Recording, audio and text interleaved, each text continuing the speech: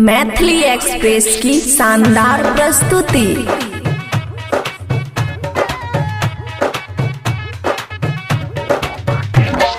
DJ Kanchan Raj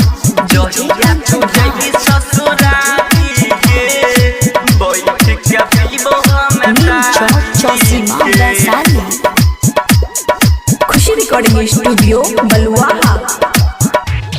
जहिया तू जैबी ससुराली गे बैठ के पीबो हम तारी गे बैठ के पीबो हम तारी गे। जहिया तू जैबी ससुराली गे बैठ के पीबो हम तारी गे। चखनो चखबो याद रखबो खराब कैलही कपारी गे।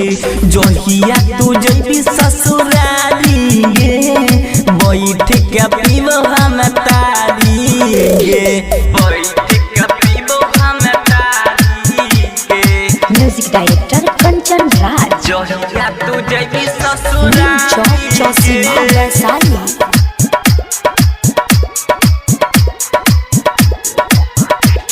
रिही जब नजर पे रिहै हमें तू सगे देख के तू जाई छी बिरह के दुख गे। रिही जब नजर पे रिहै हमें तू सगे देख के तू जाई छी बिरह के दुख गे। भले बेचले वो गाभिन पारी गे बेच के गाभिन पारी गे। बैठा के बैसखिया तारी गे। जहिया तू जैबी ससुरारी गे बैठ के पीबो हम तारी गे बैठ के पीबो हम तारी गे। DJ Kanchan Raj DJ Kanchan Raj.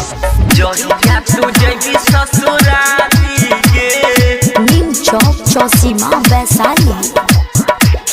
दौड़ी दौड़ी जैबौ हमें बस खाना मुन्ना में नार तोहर दीवाना।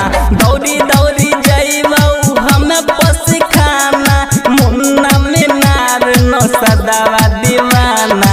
याद कर तो राइटर मुरारी गे करे याद पास मन मुरारी गे।